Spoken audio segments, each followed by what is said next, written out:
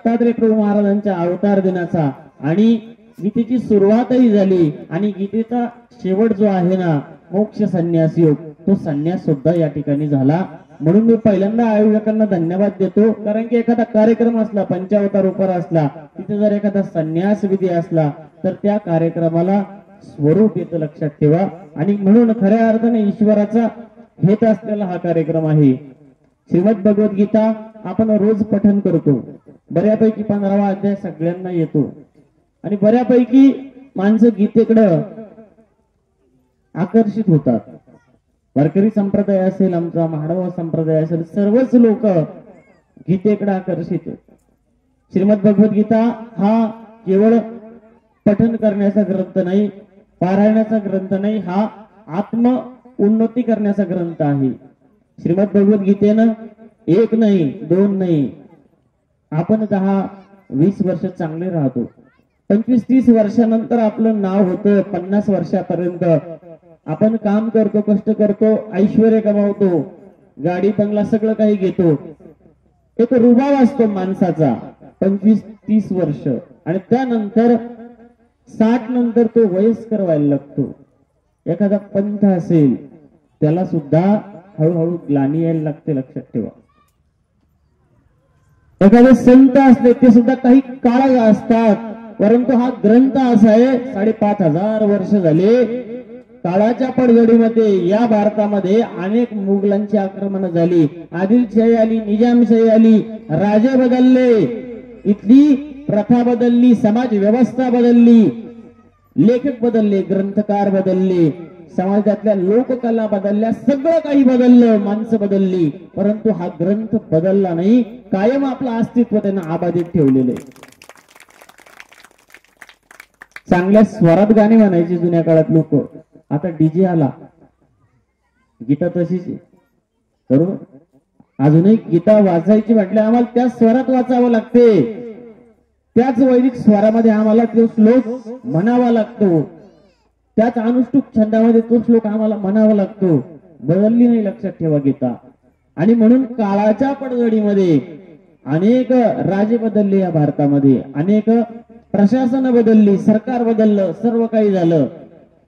मुघलांचं सरकार आलं, मुस्लिमांचं सरकार आलं, अनेक पडझडी झाल्या, हिंदूंची मंदिरं सुद्धा पाडल्या गेली, अनेक हिंदूंची मंदिरं पाडल्या गेली, देवी देवतांची मंदिरं पाडल्या गेली. परंतु गीता या ग्रंथाला किंवा गीता या तत्वज्ञानाला धक्का लावायची हिंमत अजून एकाही माणसामध्ये झाली नाही. गीतेचा सिद्धांत या भारतीयांच्या मनावर अजूनही राज्य करतोय. 5,500 वर्ष झाली. गीतेला एक नाव नाही, गीतेला 18 नाव आहे. आमच्या लहान मुलाला एक नाव असतं घरामध्ये, एक नाव असतं बाहेर. श्रीमद भगवद्गीतेला 18 नाव आहे. गीता गंगाच गायत्री, सीता सत्या सरस्वती, ब्रह्मविद्या ब्रह्मवल्ली, त्रिसंध्या मुक्त गेयिनी, अर्घमात्रा चिदानंदा, भवग्नी भयनाशिनी, वेदत्रयी परानंता, तत्वार्थ ज्ञान मंजिरी. 18 नाव आहे गीतेला. कृष्ण भगवंताला 100च्या पुढे नाव आहे. श्रीमद भगवद्गीतेची महती सर्वज्ञ श्री चक्रधर प्रभूंनी सुद्धा सांगितली, अत्यंत गोड सांगितली. की स्वामी सांगतात की बाई गीता श्रीकृष्णोक्ती ये रावगी व्यासोक्ती. बाकीचे जे ग्रंथ होते ना ते सर्व निर्माण केले व्यासांनी, ओयात झाले, सरस्वती नदीच्या काठावर आले आणि खिन्न अवस्थेमध्ये बसले होते. महर्षी नारदांचं आगमन झालं, विचारलं काय झालं,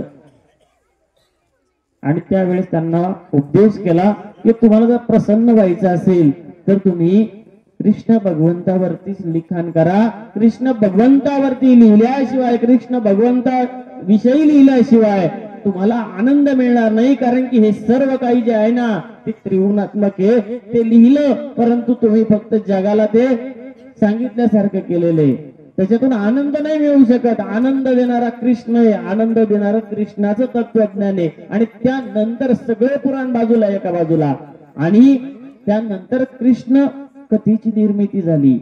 ही सगळ्यात मोठी भूमिका आहे. सगळे पुराण एका बाजूला आणि कृष्ण भगवंताची लीळा एका बाजूला, तसं सगळे शास्त्र एका बाजूला आणि कृष्ण भगवंताचं श्रीमद भगवद्गीता रूपी शास्त्र एका बाजूला. सर्वोपनिषदो गावो दुग्धा गोपालनंदनम, पार्थो वत्स सुधीर भोक्ता, दुग्धम गीतामृतम महत. श्रीमद भगवद्गीता ही आपल्याला जमली पाहिजे. आज परदेशामध्ये श्रीमद भगवद्गीतेच्या श्लोकाच्या भेंड्या खेळल्या जातात. एक श्लोक म्हटल्यानंतर दुसरा श्लोक म्हटला जातो. ही संस्काराची भूमिका आहे. श्रीमद भगवद्गीता या ग्रंथाने एक संत नाही घडवला, एक पंथ नाही घडवला, एक गाव नाही घडवलं, एक राष्ट्र नाही घडवलं, एक राज्य नाही घडवलं. संपूर्ण विश्वाला आधार असलेली श्रीमद भगवद्गीता आहे, लक्षात ठेवा. एका माणसापुरती नाहीये, एका गावापुरती नाहीये, केवळ एका हिंदू धर्मापुरती सुद्धा गीता नाही. गीतेमध्ये कुठेच सांगितलं नाही का ही फक्त हिंदू धर्माकरता आहे. नाही, ही सर्वांकरता आहे. गीताशास्त्र हा संपूर्ण जगाकरता निर्माण केलेला ग्रंथ आहे आणि म्हणून ही गीतेची अभिव्यक्ती फार वेगळी आहे. गीता ही कृष्णस्तु भगवान स्वयं, मी कीर्तनामध्ये बऱ्याच वेळा सांगतो की गीता केवळ कलियुगापुरती नाही, त्रेतायुगापुरती नाही, द्वापरयुगापुरती नाही, 100 वर्षाकरता नाहीये, 500 वर्षाकरता नाहीये. भूत भविष्य आणि वर्तमान या अगोदर जे संत झाले, ग्रंथ झाले आणि पंत झाले त्यांना त्यांच्या ज्ञानात भर पाडण्याकरता सुद्धा श्रीमद भगवद्गीता हा ग्रंथ आधार झाला. आता जे संत आहेत, पंत आहेत आणि ग्रंथ आहेत त्यांना तो आधार आहे. आणि यापुढे जे संत होतील, ग्रंथ निर्माण करणारे लेखक असतील आणि पंत असतील यापुढे होणारे, त्यांना सुद्धा गीता भूत भविष्य आणि वर्तमान त्रिकाळ ज्ञान देणारा, त्रिकाळ त्यांना आधार देणारा एक दीपस्तंभ म्हणून अखंड अविरतपणे उभा असणारा दीपस्तंभ म्हणजे श्रीमद भगवद्गीता आहे. आणि हा दीपस्तंभ केवळ शब्दांपुरता मर्यादित नाही. गीता म्हणजे ही परमेश्वराची वाङ्मयी मूर्ती आहे, कृष्ण भगवंताची वाङ्मयी मूर्ती आहे, शब्दांची मूर्ती आहे ती, लक्षात ठेवा. जसं मातीची मूर्ती असते, मातीचं भांड असतं, एक पितळाचं भांड आहे, चांदीचं भांड आहे, तसं कृष्ण भगवंताची गीता ही शब्दमूर्ती, लक्षात ठेवा. गीतेचे अभ्यासक सुंदर वर्णन करतात की कृष्ण भगवंताचं अंतःकरण म्हणजे खऱ्या अर्थानं गीतेचा 15वा अध्याय. कृष्ण भगवंताचं अंतःकरण काळीच ज्याला म्हणता येईल आपल्याला, हा 15वा अध्याय पुरुषोत्तम योग आहे. हात आहे, पाय या वाङ्मयी मूर्तीला, पाय, मस्तक आहे, डोळे आहे.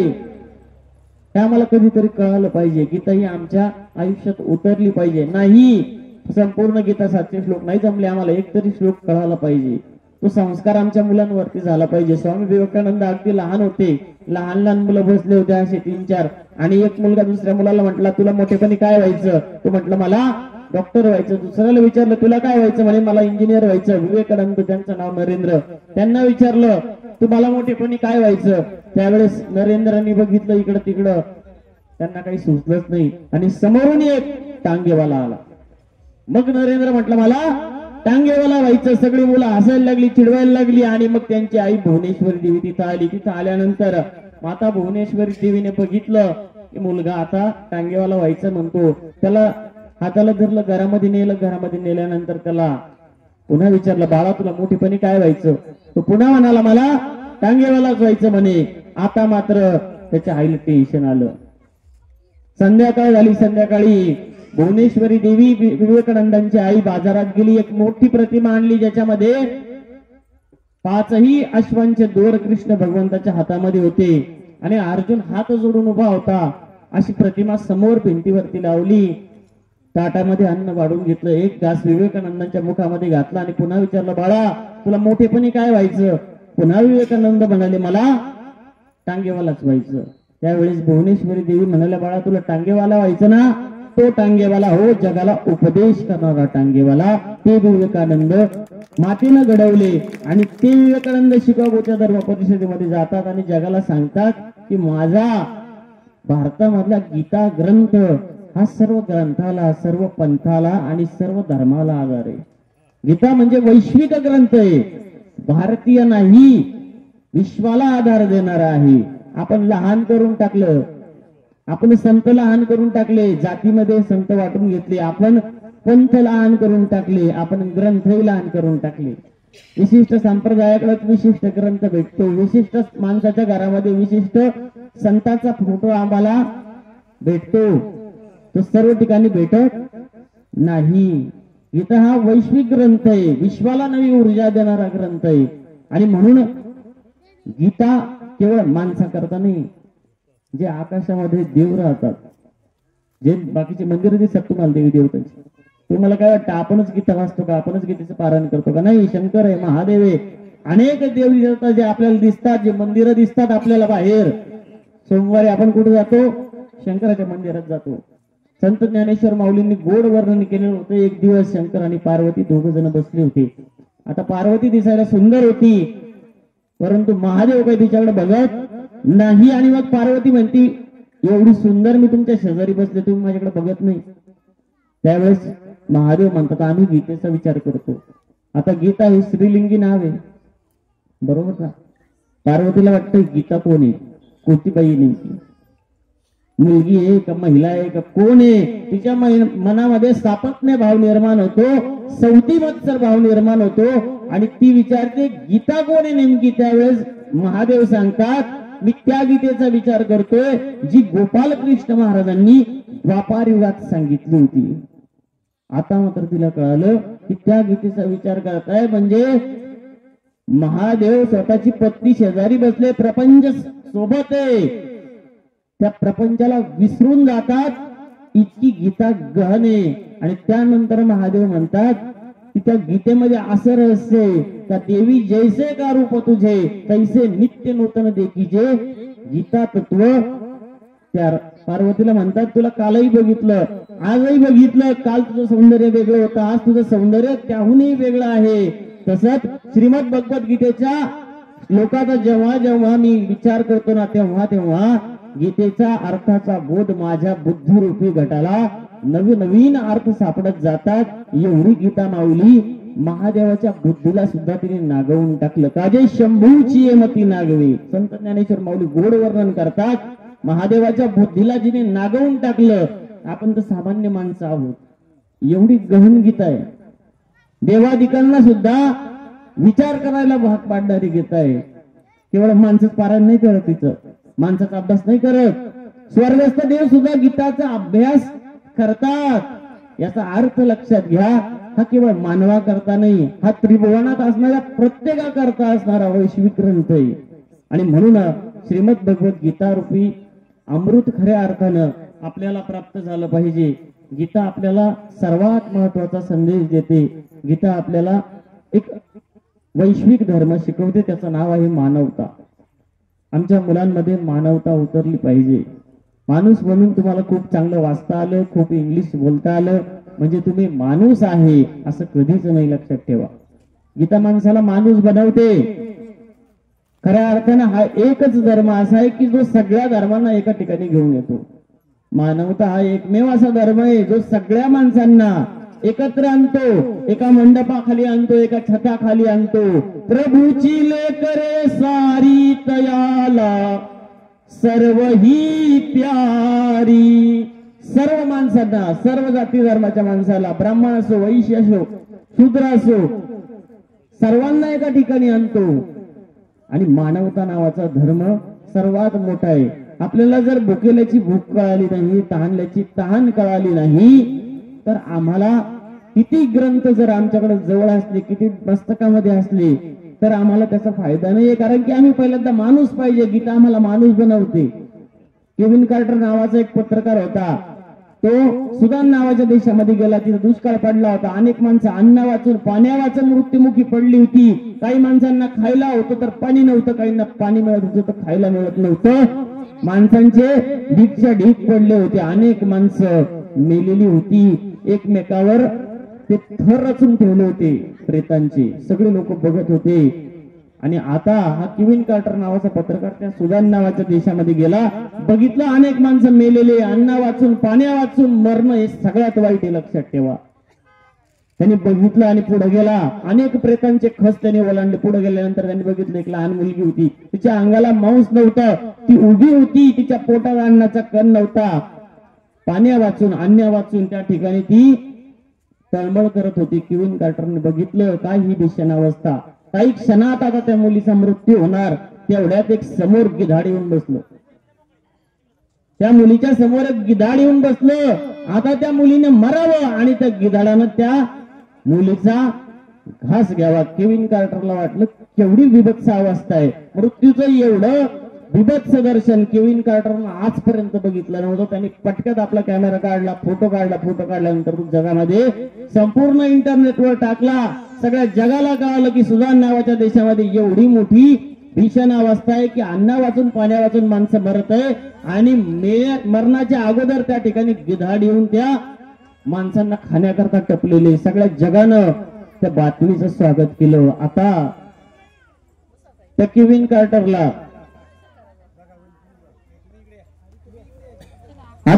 कार्टरला पुरस्कार मिळाला, चांगला पुरस्कार मिळाला. पुलिंगर नावाचा पुरस्कार मिळाला. आणि त्या केविन कार्टरला ज्यावेळेस पुरस्कार घेण्याकरता तो वरती चढला स्टेजवर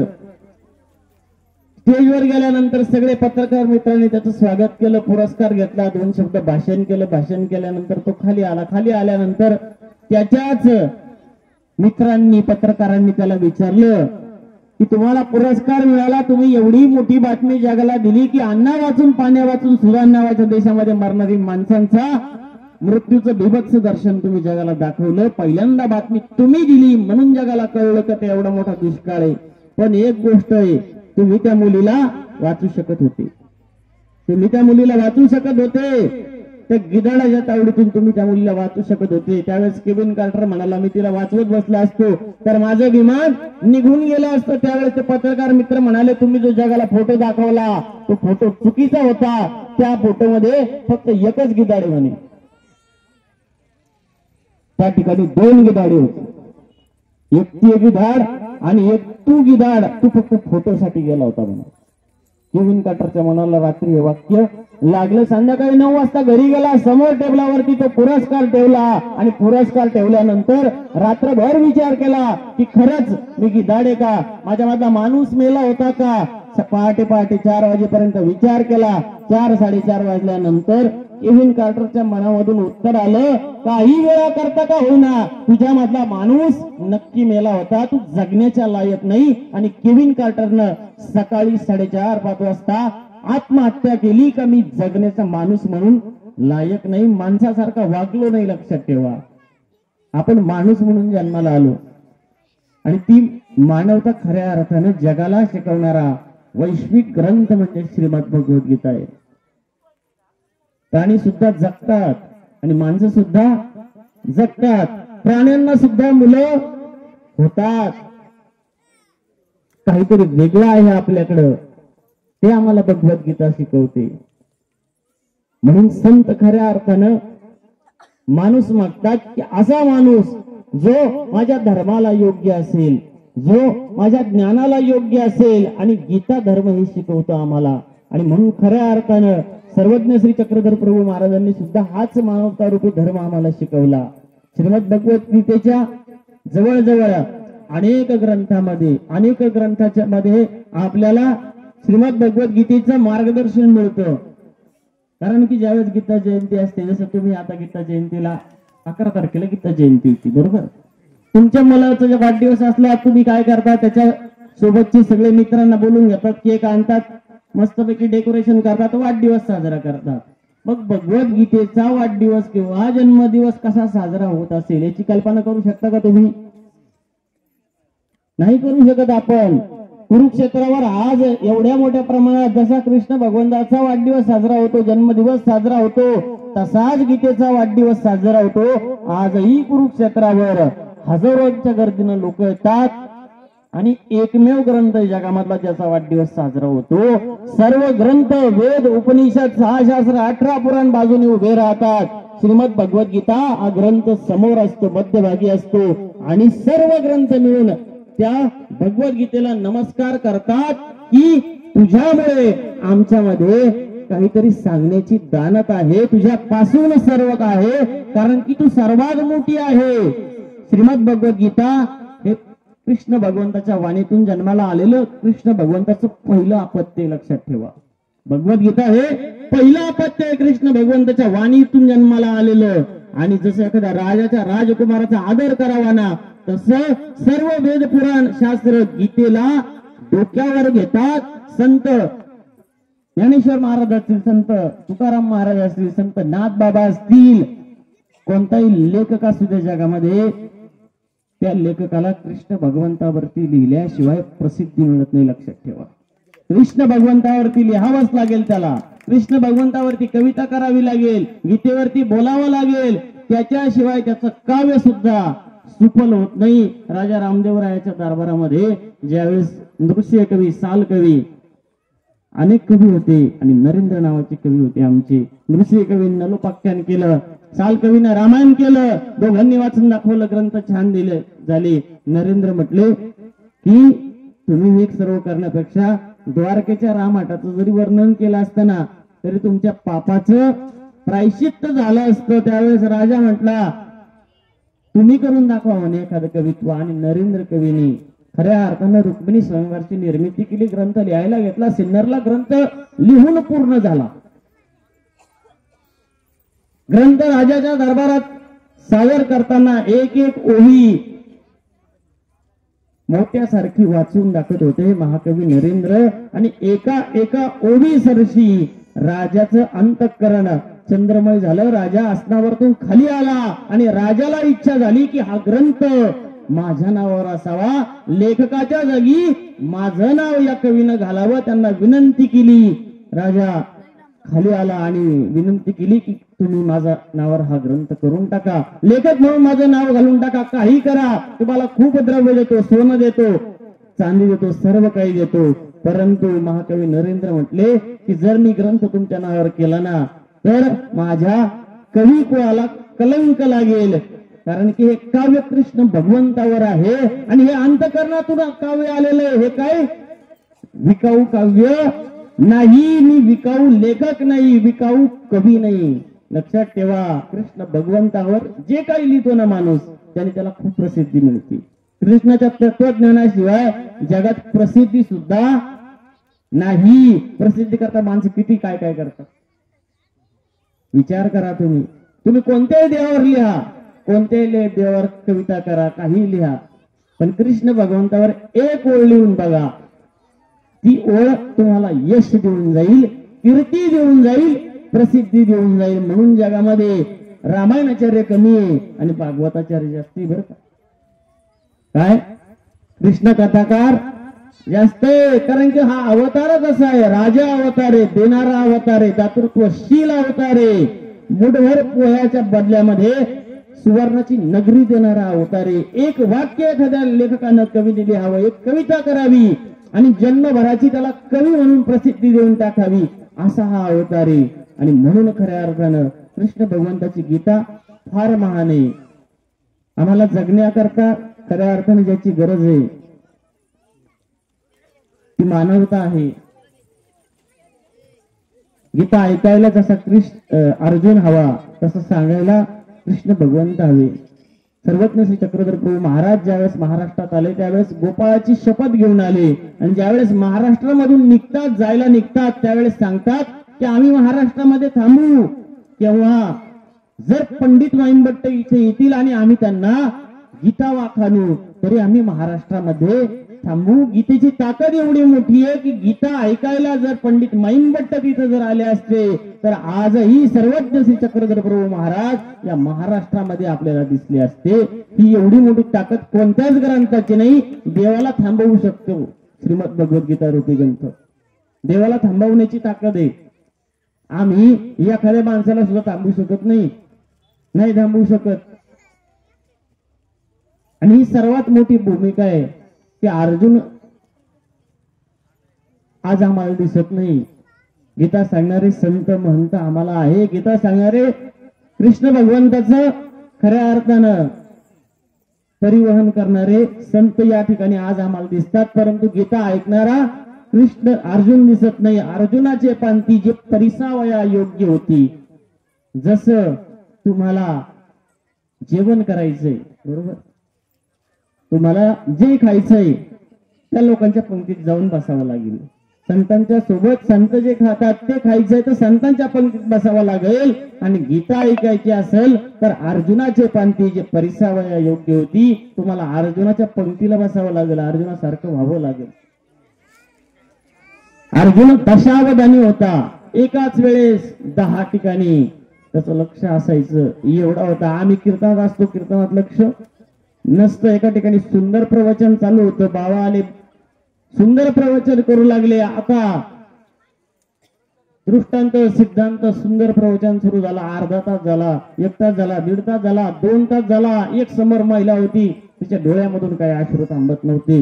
2 तास सभा चालली. ती महिला इतक्या आक्रोशानं रडत होती, तिच्या डोळ्यामधून अश्रू थांबत नव्हते. सगळे वक्ते झाले, सगळं प्रवचन संपलं आणि सगळे लोक स्टेज जवळ आले, साधू संतांचं पूजन केलं. परंतु ते जे बाबा होते ना तिथं, ते मात्र त्या महिलेजवळ गेले. विचारलं, का ग म्हणे एवढी रडत होती, एवढं प्रेम, एवढी भक्ती प्रवचनामध्ये कुठंच पाहिली नाही, एवढं प्रेम कसं काय निर्माण झालं? ती महिला म्हणे 8 दिवस झाली, माझा एक बोकड होता तो मेला, त्याची आणि तुमची दाढी सारखीच होती म्हणे. ध्यानात आलं का? अर्जुनाच्या पांथी जे परिसावया योग्य होती. गीता ऐकायला स्वामींना नागदेवाचार्य नको होते. बाईसा होती ना, बाईसांना सांगितली असती गीता, औसाला सांगितली असती गीता. स्वामींनी हट्ट केला, माही भट्टच पाहिजे आम्हाला ऐकायला. बाकीचेही भक्त होते आणि म्हणून ही अनुभूती लक्षात घेणं महत्वाचं आहे.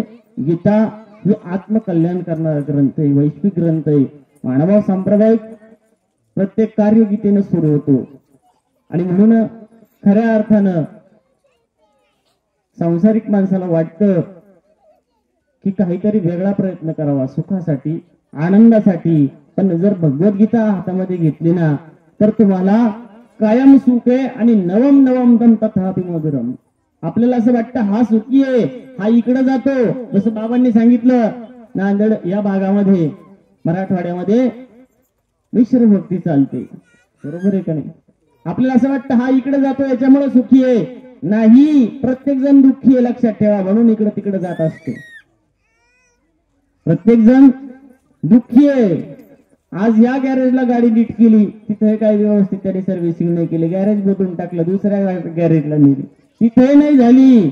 म्हणून श्रीमद भगवद्गीता हे एक असं स्टेशन आहे, इथं आल्यानंतर सर्व गाड्या जे जे मनुष्य आहेत ना, या मनुष्य देहरूपी गाडीला नीट करणारा हा एकमेव ग्रंथ आहे. इथं आल्यानंतर सर्व धर्माच्या, सर्व पंथाच्या, सर्व जातीच्या गाड्या नीट होतील, लक्षात ठेवा. आपण बाकीकडे सगळीकडे फिरत बसतो, आपल्याला वाटतं त्याच्यामुळे तो सुखी आहे, त्याच्यामुळे तो सुखी आहे. नाही, एक मनुष्य असतो, तो शिक्षक असतो आणि काही दिवसांनी, बऱ्याच दिवस नोकरी करतो, पण काही कालाने शाळा बंद पडती. शाळा बंद पडल्यानंतर काम काय करायचं? बायको म्हणते घरामध्ये काहीतरी आणा. 1-1.5 महिना झाला तुम्ही कामावर पण जात नाही, आता मला कामावर यावं लागेल. जर पैसे नाही आले तर काय करायचं? मग तो शिक्षक काम बघायला जातो, इकडं तिकडे, या गावाला जाय, त्या गावाला जाय, फिरायचा. काही काम करायला तो तयार होता. आता मात्र त्याला काम मिळालं नाही. 8-10 दिवस निघून गेले आणि त्यानंतर तुझ्या गावामध्ये राहत होता, त्या गावामध्ये एक सर्कस आली. सर्कस माहिती तुम्हाला? हत्ती, घोडे, वाघ सगळे त्या सर्कस मध्ये होते. वेगवेगळ्या प्रकारचे कलाकार होते. त्यांनी त्या सर्कस मालकाची भेट घेतली. त्याला विचारलं, म्हणे मला काहीतरी काम द्या तुमच्या सर्कस मध्ये. तो म्हणे काय काम करशाल? याच्या अगोदर काय काम केलंय तुम्ही? म्हणे मी मास्तर होतो, शिक्षक होतो, परंतु आमची शाळा बंद झाली, काही काम चालेल म्हणे मला. म्हणे आमच्या सर्कस मध्ये एक वाघ कमी. म्हणे काय? एक वाघ कमी आहे, तुला वाघासारखे कपडे घालावे लागतील, वाघाचे सगळे कपडे आम्ही तुला देऊ आणि तुला वाघासारखं चालावं लागेल, दोरीवरून वाघासारखी डरकाळी फोडावी लागेल. चालेल म्हणे. बघ म्हणे जमाल का? सर्कस आहे म्हणे. अहो म्हणे मी मुलांना शिकवलं, लहान लहान मुलांना शिकवणं, सांभाळणं म्हणजे सर्कशीपेक्षा काही कमी नाही. ती सर्कस असती, शाळा सांभाळणे म्हणजे सर्कशी सारखंच काम आहे. दुसऱ्या दिवसापासून तो रुजू झाला. एक मोठी दोरी बांधलेली होती, त्या दोरीवरती आता त्याला वाघासारखे कपडे घातले, वाघाचा मुखवटा लावला, सर्व काही वाघासारखं लावलं आणि तो दोरीवरती चढला. चढल्यानंतर आता तो चालू लागला. खाली 10-15 वाघ त्याला जाळीवरती दिसले. ते मोठमोठे डरकाळी फोडत होते. सगळे लोक बघत होते, हा वाघ दोरीवरून चाललाय आणि आता तो शिक्षक मास्तर त्या वाघाचे कपडे घालून चालू लागला. खाली बघत होता. भीती वाटायची, कारण की खाली ओरिजिनल वाघ होते, 8-10 वाघ होते आणि आता खालच्या वाघांच्या, त्या 10-12 वाघांच्या डरकळ्यांचा आवाज मात्र त्याच्या कानात घुमायला लागला आणि जसा तो दचकला मध्यभागी आला तसा दबदिशी त्या जाळीवरती पडला, मोठ्याने ओरडायला लागला, मेलो मेलो मेलो. सगळे पब्लिक बघायला लागली, अरे म्हणे हा बोलका वाघ पहिल्यांदाच पाहिला म्हणून. खाली पडल्यानंतर घाबरला, घामाघूम झाला आणि त्यानंतर त्याच्या पाठीमागून एक दुसरा वाघ आला आणि मग त्यावेळेस पाठीमागून आलेला एक वाघ त्याच्या कानात म्हणाला, मास्तर घाबरू नका, आम्ही सुद्धा बेरोजगारच आहोत. आलं लक्षात आलं का? जगात सर्वच माणसं दुःखी आहे, फक्त आपल्याला असं वाटतं हा सुखी आहे, तो सुखी आहे. सुखी कोणीच नाहीये. जो देखे सो दुखिया बाबा, सुखिया नाही कोई रे. जो देखे सो दुखिया बाबा, सुखिया नाही कोई रे. राजा दुखिया प्रजा दुखिया, दुखिया घर बैरागी. आशा तृष्णा न छटे भाई, कोई महल नहीं सुना रे. प्रत्येक जण दुःखी आणि प्रत्येक जण आनंद करता प्रयत्न करतोय आणि म्हणून आनंदाचा परमोच्च बिंदू म्हणजे कृष्ण भगवंताची गीता आहे. त्याच्या जवळ गेल्यानंतर सुद्धा आपल्याला आनंदाची अनुभूती येऊ शकते आणि म्हणून हा ग्रंथ खऱ्या अर्थानं एकाच धर्माला नाही तर अनेक धर्माला आधार असणारा ग्रंथ आहे. श्रीमद भगवद्गीतेनं खऱ्या अर्थानं कृष्ण भगवंतांनी एकच ग्रंथ दिला जगाला, एकच ग्रंथ दिला आणि त्या ग्रंथाच्या अनुभूतीच्या बळावर अनेक ग्रंथ तयार झाले. अनेक ग्रंथ महानुभाव संप्रदायात असतील, वारकरी संप्रदायात असतील, अनेक ग्रंथ तयार झाले. परंतु कृष्ण भगवंताची गीता जर या ग्रंथाच्या बाजूला काढली तर हे धर्म संप्रदाय शिल्लक राहणार नाही. संत ज्ञानेश्वर महाराजांच्या साहित्यातून ज्ञानेश्वरी गायब केली तर त्यांचं माऊली पण राहणार नाही. लक्षात ठेवा, कारण की ज्ञानेश्वरी इतका गोड ग्रंथ वारकरी संप्रदायात नाही. रहस्यार्थ चंद्रिकेसारखा गोड ग्रंथ महानुभाव संप्रदायात नाही. गीतेच्या अनुभूतीच्या बळावर अनेक धर्म आणि संप्रदायांनी खऱ्या अर्थाने या महाराष्ट्रावरती राज्य केलं. ही सगळ्यात मोठी श्रीमंती आहे.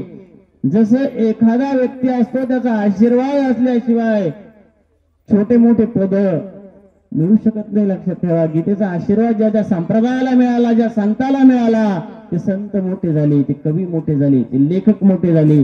आणि म्हणून खऱ्या अर्थानं श्रीमद भगवद्गीतेचा वाढदिवस केवळ मानव संप्रदाय साजरा नाही करत, केवळ बाकीचे वारकरी संप्रदाय कोणी एक साजरा नाही करत, सर्व धर्म संप्रदाय साजरे करतात. आणि हे अनुभूती सर्वात मोठी आहे. श्रीमद भगवद्गीता आम्हाला खऱ्या अर्थानं या जीवनाचं मूल्य शिकवते. जे मूल्य आम्ही हरवून बसलेलो, गमावून बसलेलो आम्हाला कळत नाही. आम्ही कशा करता आलेलो आहे. सर्वज्ञ श्री चक्रधर प्रभू महाराज ज्या आपल्या लीळा चरित्रामध्ये श्रीमद भगवद्गीतेचा उल्लेख करतात ना, तो असा करतात की गीता सांगताना ज्यावेळेस अर्जुन प्रश्न विचारायचा, अर्जुन व्हायला शिका. लक्षात ठेवा, गीता ऐकायला आम्ही जातो, पारणाला बसतो, ज्ञानेश्वरीचं पारण असेल त्याला आम्ही बसतो, पण फक्त वाचतो आम्ही, ते वाचून वाचत नाही.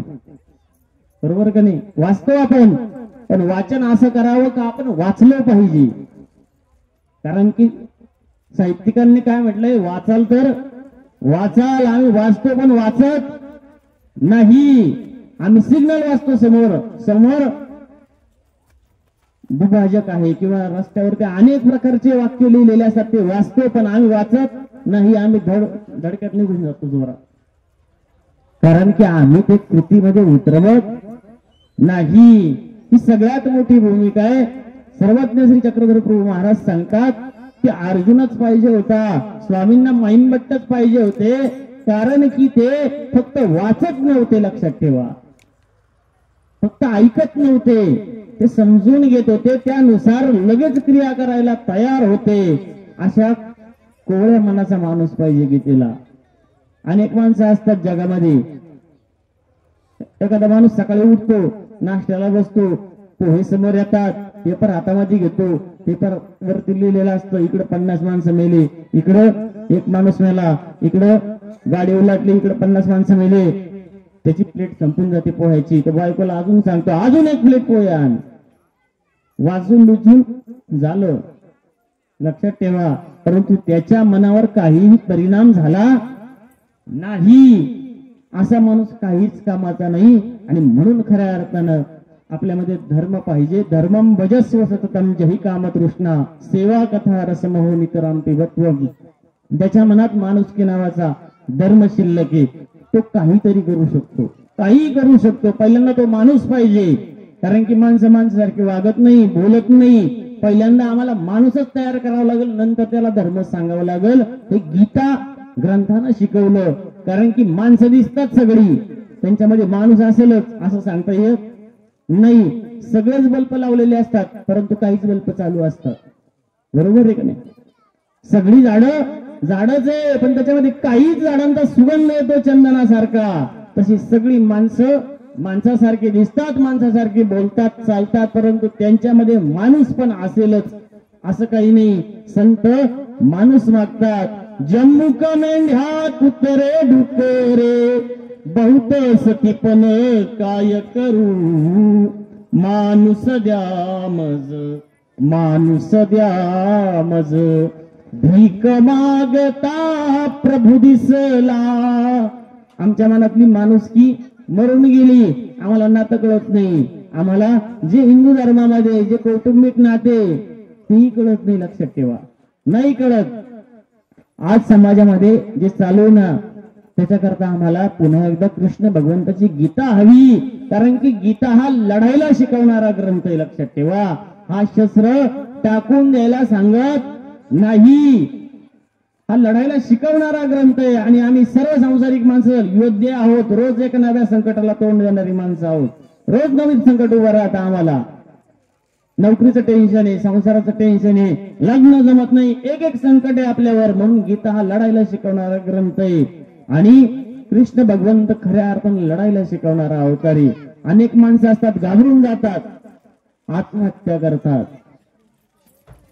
आणि सर्वात महत्वाची गोष्ट की आज आम्हाला फक्त एकच कृष्ण आवडतो आणि एकच कथा आवडते, ती म्हणजे कृष्ण भगवंताच्या गवळणी आणि कृष्ण भगवंताचे लहान लहान गोपाल. त्यांच्या वस्त्र चोरणारे कृष्ण भगवंताचा तो लहाना गोंडस्वरूप आम्हाला आवडतो. काय ते गोंडस्वरूप आम्हाला आवडतं, अजूनही आवडतं. आम्ही त्या कथेमध्ये इतके रंगून जातो का आम्हाला असं वाटतं की आता सगळं काही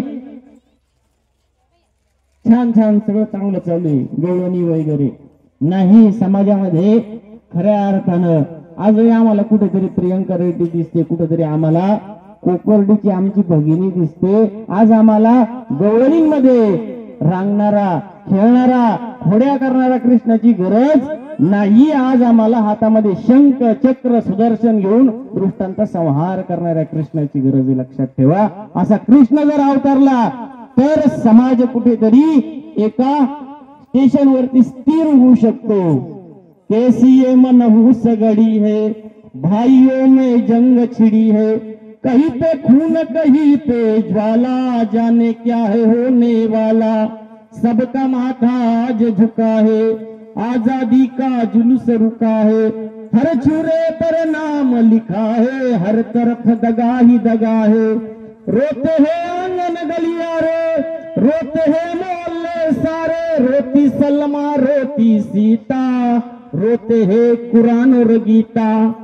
आज हिमालय चिल्लाता है, कहा पुराना वो नाता है, बस लिया सारे देश को जहरी नागों ने, घर को लगा दिया आग घर के चिरागों ने. अपना देश वो देश था भाई, लाखों बार मुसीबत आई, इंसानों ने जान गवाई, पर बहनों की लाज बचाई. आज यहाँ वो बात कहाँ है, अब तो केवल घात यहाँ है, अब तो बहनों पर भी हमला होता है. दूर कहीं कोने में मजहब रोता है. आज आमची बहीण सुरक्षित नाही, म्हणून गीता आम्हाला पाहिजे. म्हणून कृष्ण आम्हाला पाहिजे, म्हणून आम्हाला या वैश्विक धर्म शिकवणाऱ्या ग्रंथाची गरज आहे. आम्हाला ग्रंथ का पाहिजे? कारण की आमची माणुसकीची नाती जर नाही टिकली किंवा माणूस पण नाही टिकलं तर धर्म कसा टिकणार? पहिल्यांदा आम्हाला नातं टिकवता आलं पाहिजे, पहिल्यांदा आम्हाला समाज कळाला पाहिजे, त्यानंतर आम्ही एक समाजातले प्राणी आहोत. माणूस म्हणून समाजाशी आमचं एक काहीतरी ऋण आहे, हे शिकवणारा ग्रंथ आहे. आणि म्हणून खऱ्या अर्थानं श्रीमद भगवद्गीता आणि श्री दत्तात्रय प्रभू महाराज यांचा अवतार दिन 14 तारखेला आपण सर्वांनी कालच्या दिवशी अनुभवला. श्री दत्तात्रय प्रभू महाराजांनी गीता नाही सांगितली, श्री दत्तात्रय प्रभू महाराजांनी खऱ्या अर्थानं 24 गुरु केले. त्यापैकी एक गुरु ज्या भूमीवरती आपण बसलो त्या पृथ्वीला गुरु मानलेले आहे श्री दत्तात्रय प्रभू महाराजांनी. सर्वांगी विदारिती होते तरी पृथ्वी न संधी धैर्याते, पैसा देहांतु ही पातल्या धर्माते न मोकली मी. सर्व बाजूनी अनेक माणसं, कोणी बोर घेतं, कोणी खड्डे खणतं, कोणी 9 खड्डे खणतं, कारण की त्याला वरती 10 मजली बांधायची असते. परंतु तुम्ही जमिनीवरती खड्डा घेतला, तेच खड्डा तुम्ही दुसऱ्याच्या जमिनीत घेऊन दाखवा, तो माणूस कंप्लीट करेल, त्याची जमीन कंप्लीट करणार नाही. सर्वांगी विदारिती होते परी पृथ्वी न संडी धैर्याते, तैसा देहांतु ही पातल्या धर्माते न मोकली मी. पृथ्वी मातेवर, भूमातेवर आपण एवढे खड्डे करतो, कधी ती कोणाच्या नावाची कंप्लीट करत नाही. तसं ती धैर्य नावाचा गुण धारण करून असते. तसं अनेक जरी संकट आली ना, जो निष्ठावान पारमार्थिक आहे तो आपला धर्म सोडत नाही, आपला देव सोडत नाही. प्रत्येक मनुष्य, प्रत्येकाला एक वेगवेगळा धर्म आहे. महानुभाव संप्रदाय आमचे सर्व लोक या ठिकाणी उपदेशी बांधव आहेत. तुम्ही शेवटपर्यंत आपला धर्म टिकवून ठेवणं याला जास्त महत्व आहे. धर्म वाढण्यापेक्षा धर्म टिकला जास्ती पाहिजे. तुमच्या वडिलांनी जे 5 एकर तुम्हाला दिले नावावर करून, तसं 10 एकर नाही झालं तरी चालेल, परंतु 5 एकराचं 2 एकर व्हायला नको.